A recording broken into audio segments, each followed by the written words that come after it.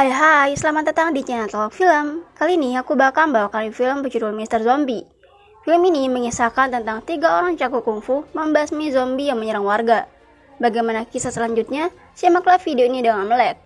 Namun sebelum lanjut, tekan tombol subscribe dan like ya. Di awal film, diperlihatkan orang berjaga di sebuah kota yang tiba-tiba diserang iblis. Seorang kungfu bernama Seohoi yang pemburu iblis datang menolongnya.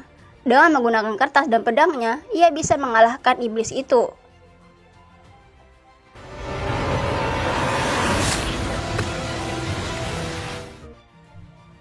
Kemudian iblis itu digendong murid Seohoi untuk pergi, sedangkan penjaga toko tadi memberikan uang kepada Seohoi sebagai tanda terima kasih. Di tempat lain, terdapat 2 orang menghadap pimpinannya yang memakai jubah hitam. Entah sebab apa, ketua itu memasukkan cacing racun ke salah satu anak buahnya, sehingga berubah menjadi zombie dan mengejar temannya yang lari ketakutan. Ternyata iblis yang digendong murid Seohoi bernama Kyuseng adalah murid Seohoi juga yang bernama Winchai yang menyamar menjadi iblis. Ternyata mereka bekerja sama menipu penjaga toko untuk bisa mendapatkan uang. Beberapa hari kemudian, Seohoi memimpin penduduk kota untuk melakukan ritual di makam bertujuan menghilangkan bencana. Rupanya di sana terdapat pacar Kyuseng, Hyo-ying yang merupakan putri wali kota. Setelah itu mereka pulang ke rumah. Di pagar terdapat orang ingin bertemu Seohoi untuk meminta bantuan. Namun muridnya melarang karena orang itu sering melawan Seohoi. Akhirnya demi mendapat bantuan Seohoi, pasien menyogoknya menggunakan uang. Kemudian mereka berdua melapor ke Seohoi bahwa pasien membutuhkan bantuannya. Seohoi yang melihat benda di tangan Kyuseng pun mengeceknya. Setelah melihat benda itu, seketika Seohoi mengingat masa lalunya saat guru dan rumahnya terbakar. Kemudian Kyuseng memberitahukan di mana mendapatkannya, dan Seohoi menemui orang itu serta mengecek lengannya. Orang itu mengatakan benda itu didapat dari penginapan miliknya. Setelah itu mereka pergi ke penginapan. Di sana terdapat menantu orang tadi yang meninggal beberapa waktu lalu. Namun beberapa waktu lalu dikubur, jasadnya kembali ke rumah. Kemudian Seohoi menggambarkan sebuah lambang dan menanyakan apakah mereka pernah melihat lambang itu. Namun mereka tidak pernah melihatnya. Menanggapi hal itu, Seohoi menyuruh muridnya untuk berjaga di penginapan malam nanti. Singkat cerita, malam pun tiba. Ketika warga berpatroli, dia didatangi oleh zombie dan langsung menggigitnya. Sementara itu, Kyuseng terbangun dari tidurnya dan diam-diam meninggalkan temannya yang masih tertidur di penginapan.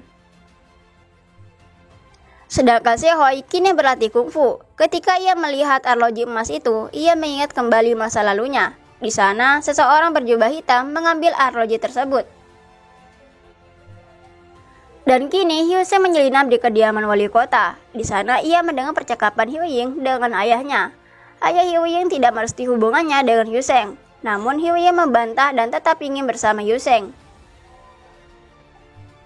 Setelah wali kota pergi, Hyoseng masuk menemui Hyo-ying dan memberikan bunga. Dan bersedih karena tidak direstui hubungan mereka.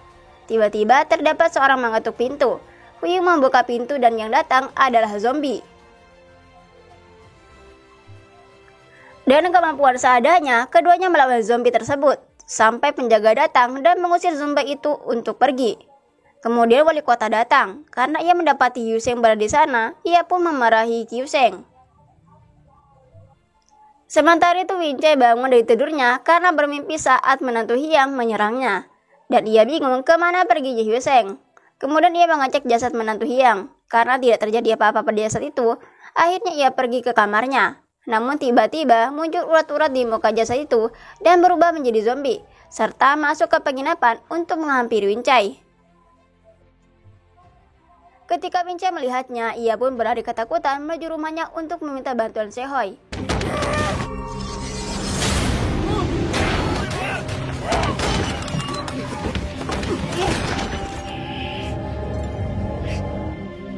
Ia menahan nafas untuk mengelabui zombie, namun karena tidak kuat, zombie itu mengetahui keberadaan mereka. Mereka berdua melawan zombie itu untuk menyelamatkan diri.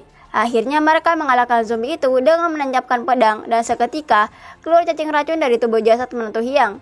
Tiba-tiba Hyoseng datang dan mengatakan kalau Ying baru diserang zombie. Lalu Xiaohui mengatakan baju siapa yang dipakai. Lalu Wince mengatakan kalau baju itu milik bos Yang.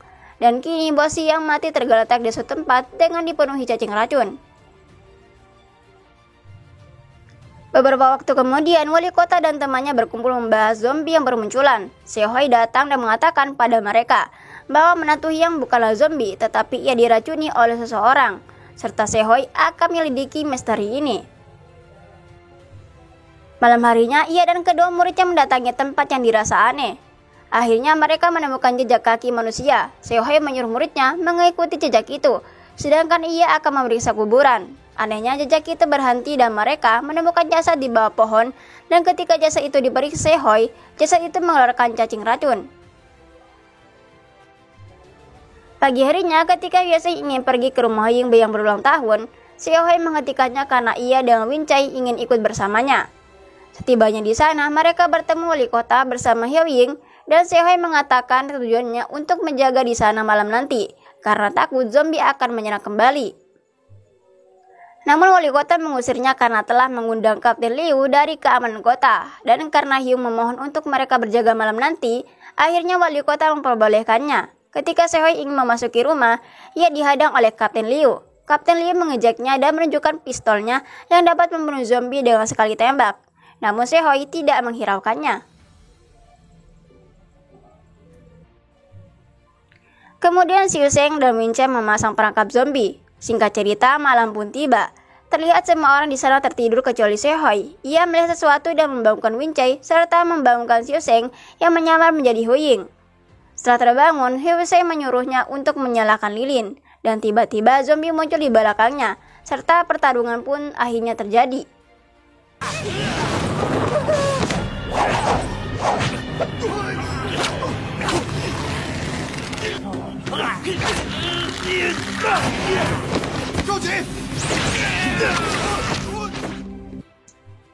Meski Kapten Liu datang bawa pistol menembaki zombie, namun tak ada satupun peluru yang mengenai zombie, dan dia pingsan terkena pukulan zombie.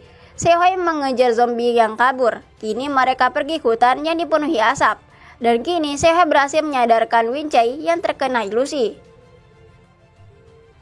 Sementara itu ketika Hiu Ying duduk sendirian, terdapat seseorang mengetuk pintu, dan ketika ia membuka pintu, ia melihat seseorang bertubuh besar tanpa kepala. Beberapa waktu kemudian wali kota bersedih karena Yuan menghilang, dan ia menyalahkan Kapten Liu dan Xiaohui karena tidak becus menjaga Hiu Ying. Tiba-tiba Hiu Sheng datang bawa tas kain yang hanya orang dari Panglima Feng yang akan menggunakannya. Namun ketika ia menanyakan tas itu kepada pegawai bank, ia malah diusir. Dari sana Xiaohui mencurigai penjaga toko Sun. Sementara itu ketika penjaga Sun pup, tiba-tiba zombie datang. Dengan wajah ketakutan, ia mengira zombie itu Liu Shan. Ternyata itu adalah ulah Hiu Sheng yang menyamar menjadi zombie. Setelah itu Xiaohui menginterogasi penjaga toko Sun, menanyakan siapa itu Liu Shan. Penjaga toko Sun menjelaskan bahwa Liu Shan teman di tokonya. Suatu hari Liu Shan memecahkan barang berharga milik toko Sun, sehingga menyuruh orang memukulinya. Namun tak disangka ia malah mati. Kemudian Xiaohui menanyakan alamat Liu Shan. Setelah mengetahui alamatnya, Xiaohui menyuruh Wencai pergi memberitahu Kapten Liu, sedangkan ia bersama Hiu Sheng bergegas mendatangi alamat itu. Setibanya di sana, mereka melihat bahwa rumah itu masih ditinggali, dan tiba-tiba Liu Shan hidup dan mereka berdua harus bersembunyi. Namun Liu Shan mengetahui kepada mereka dan terjadilah pertarungan.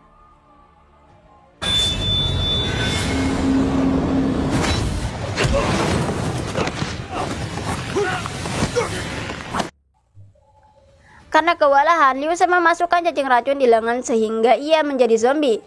Dan Hiu Sheng terkena cakaran Liu Shan yang mengandung racun. Wince berada di sana bersama tentara, namun Liu Shan sudah berhasil kabur.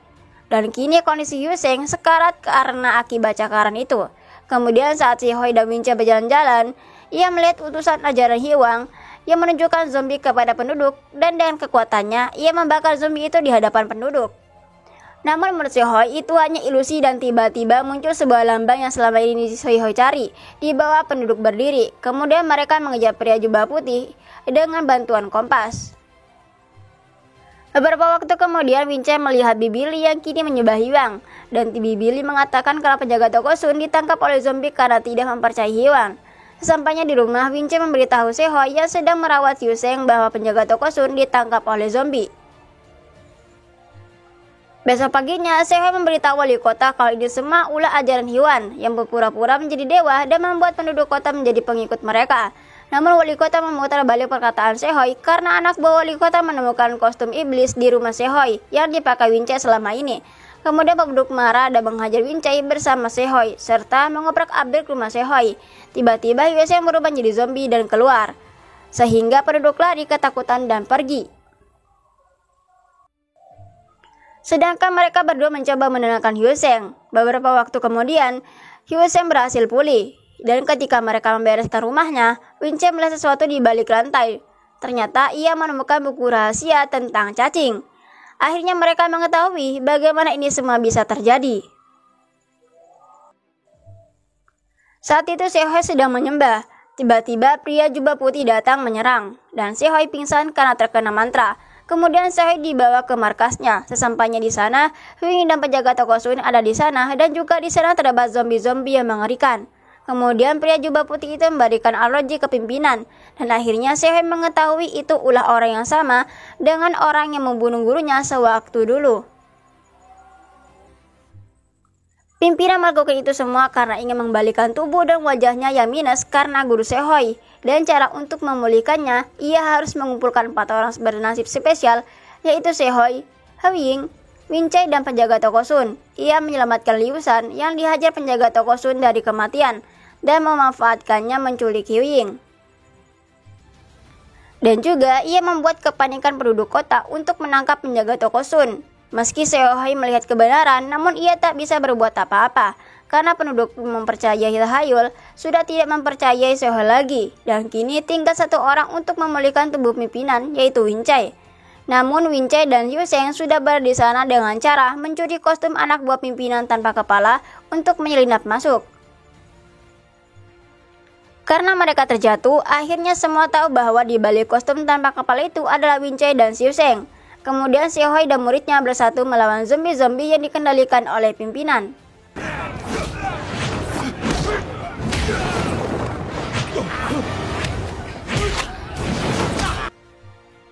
Namun karena pimpinan dan memasukkan cacing pada tubuh Sehoi pun akhirnya pingsan, dan juga kedua muridnya tak dapat melawan zombie-zombie itu.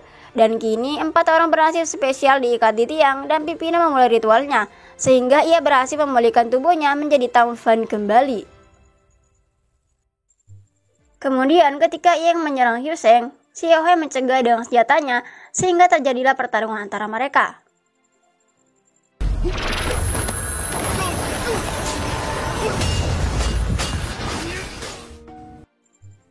Sukma Sehoi sempat keluar dari raganya dan ia mengingat saat berlatih dengan gurunya dulu. Sehingga ia bangkit dan mengambil pedang miliknya untuk mengeluarkan cacing pada tubuh zombie-zombie, sehingga mereka menjadi manusia kembali.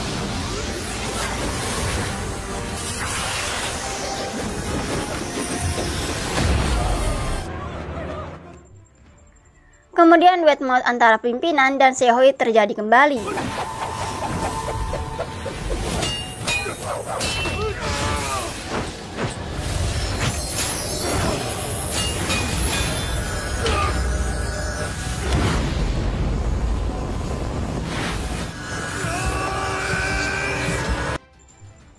Sampai akhirnya Sehoi berhasil mengalahkan pimpinan dan pasukan Kapten Liu datang, dan meski tak berguna apa-apa, kemudian saya memberikan kotak kunci uangnya kepada muridnya yang di kotak itu terdapat uang berjumlah banyak, dan menyuruh mereka mendirikan sekolah baru agar anak-anak di kota dapat belajar dengan baik.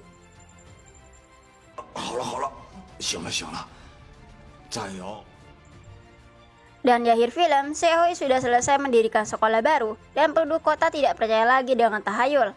Dan film pun selesai. Dari film ini ada makna yang terkandung yang dapat kita petik, yaitu belajarlah sebisa mungkin. Kalau gagal, menyerah saja. Toh kalau bisa menyerah, kenapa harus bangkit? Ayo, menyerah saja, jangan semangat.